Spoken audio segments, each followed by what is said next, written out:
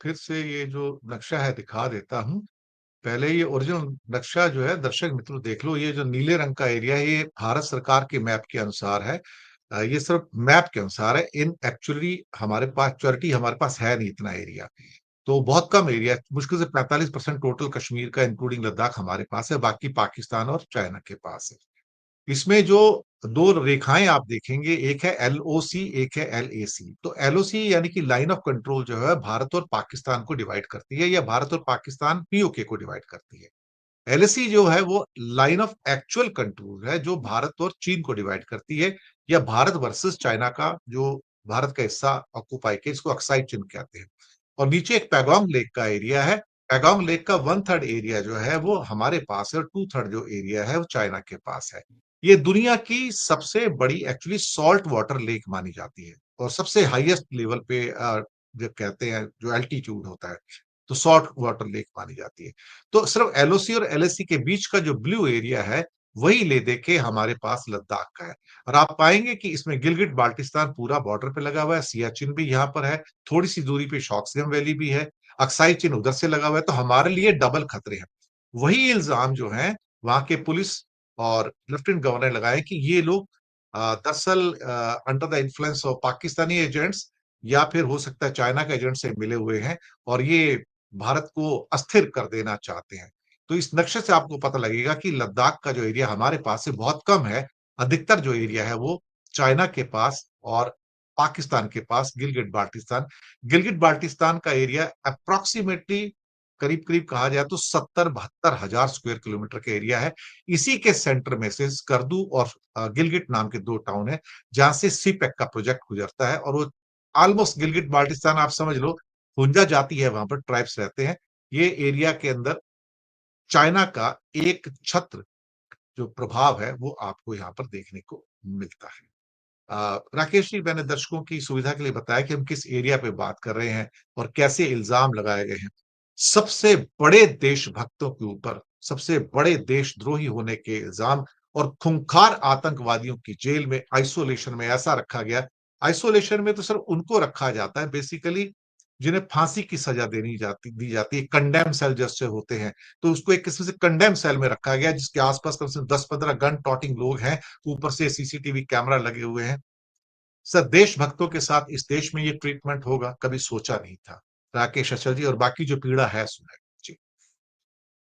धन्यवाद दिनेश जी। देखिए, अभी खालिद साहब ने जो बात कही है, मैं उसी को आगे बढ़ाता हूँ। मेरे कुछ मिलने वाले हैं जो लद्दाख में हैं और रह के आए हैं, लद्दाख में रह के आए हैं, ड्यूटी करके आए हैं। उनका ये कहना है कि लद्दाख की जनता बिना वर्दी की सैनिक है हिंदुस्तान की। यह आज जो आरोप लग रहे हैं कि चीन के एजेंट हैं और पाकिस्तान के एजेंट हैं, तो पाकिस्तानी घुसपैठ जब कारगिल वाली हुई थी तो सबसे पहले इन्हीं लद्दाखियों ने भारतीय सेना को इत्तला दी थी कि घुसपैठ हो गई।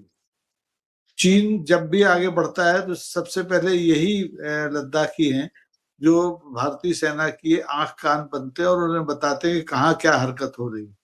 तो प्रस्तावना में आपने बता ही दिया कि ये वो लोग हैं कि जो अपनी जान हथेली पर रखकर भारत के लिए, भारत की सुरक्षा के लिए लड़ते रहे हैं और सेना की मदद करते रहे। उनके साथ ये दुर्व्यवहार, ये वाकई में अप्रत्याशित है। लेकिन जो हमारी सरकार है उसके डीएनए में जो है, उसकी वजह से मुझे ये अप्रत्याशित नहीं लगता, क्योंकि ये जो लद्दाख की अस्मिता का सवाल है, इससे जुड़ी हुई जो 4 मांगे हैं, ये कोई सोनम वांगचुक के द्वारा पैदा की हुई मांगे नहीं है।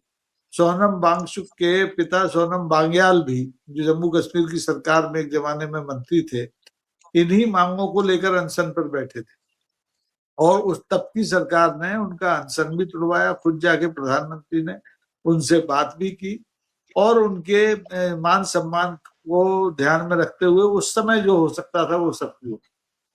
लेकिन आज 30 साल से जो समस्या भारत सरकार के सामने है, उस समस्या पर संवाद करने की जगह सीने पर गोली रख के, बंदूक रख के आप अगर ये मसला हल करना चाहते हैं तो बहुत ही ज्यादा आत्मघाती कदम है। सोनम वांगचुक 2 साल पहले मेरे शहर में आए थे। उन्हें एक विश्वविद्यालय ने मानद डॉक्टरेट की डिग्री दी थी, तो मेरी उनसे लंबी बातचीत इस मुद्दे पर हुई थी।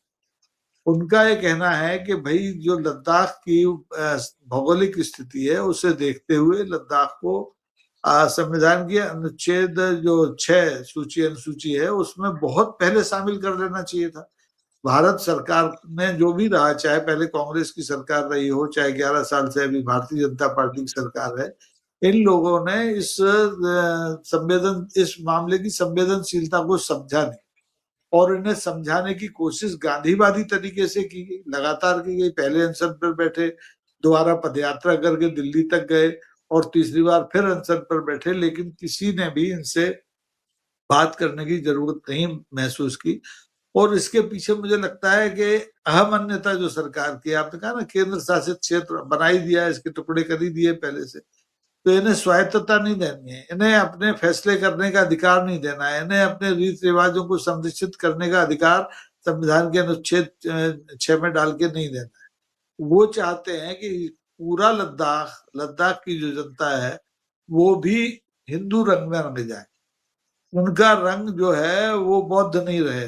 जैसे मणिपुर में आपने देखा कि आरएसएस ने बड़ी मेहनत की मणिपुर को तोड़ने में, वहां 300 से ज्यादा ईसाइयों के गिरजाघर जला दिए, लेकिन अब यहाँ बौद्ध मठ तो जला नहीं सकते। लेकिन लद्दाख में जहाँ भारतीय जनता पार्टी का कुछ है नहीं, 15-20% वोट बड़ी मुश्किल से मिलते हैं, वहां एक आलीशान अगर दफ्तर बन जाता है तो सोचना पड़ेगा आपको कि भारतीय जनता पार्टी किस तरह से लद्दाख पर कब्जा करना चाहती है और उस कब्जा करने की कोशिश में वो किसी भी हद तक जा सकती है। वो इन राष्ट्र भक्तों को, लद्दाख की पूरी जनता को, राष्ट्र भक्त को चीनी एजेंट बता सकती है, वो पाकिस्तान का मित्र बता सकती है। पाकिस्तान और जो डीजीपी है वहां का, मैं तो कहता हूँ इस डीजीपी को तत्काल प्रभाव से निलंबित कर देना चाहिए कि अगर इसके पास ये सूचना थी कि सोनम वांगचुक पाकिस्तान से मिले हैं या चीन से मिले हैं, तो ये इतने दिनों तक क्या गुड़ खा के बैठा था? क्या इस गोली कांड के बाद ही इसको अकल आई कि ये बताए, जाहिर करे कि साहब ये सब कुछ हो रहा है?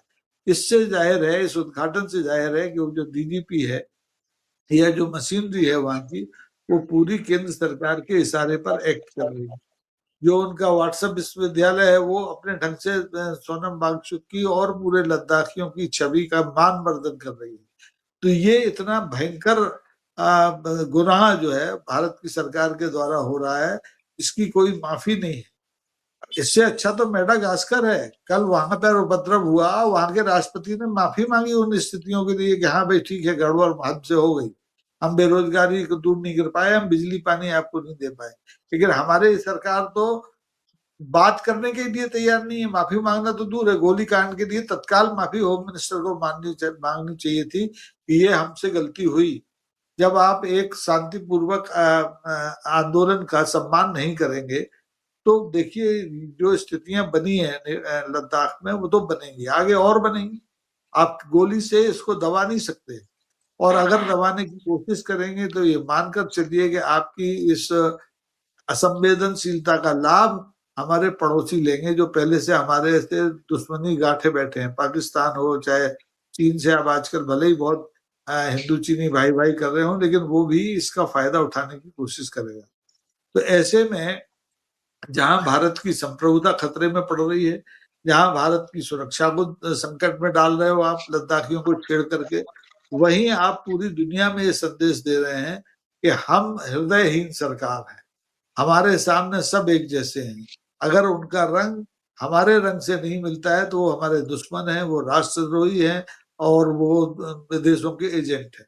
ऐसी स्थिति में सोनम वांगचुक की गिरफ्तारी ने इस मामले में आग में घी का काम करेगी। अभी आपको ऊपर ऊपर दिख रहा है कर्फ्यू लगा है, फौजी घूम रहे हैं तो शांति है, लेकिन ये आग दबी नहीं है। लद्दाख को राख करने का जो केंद्र सरकार का अभियान है वो कभी कामयाब नहीं होगा, और ये आग जब भी भड़केगी तो केवल लद्दाख को ये अपने लपेट में नहीं लेगी, पूरे देश को इसका खमियाजा भुगतना पड़ेगा।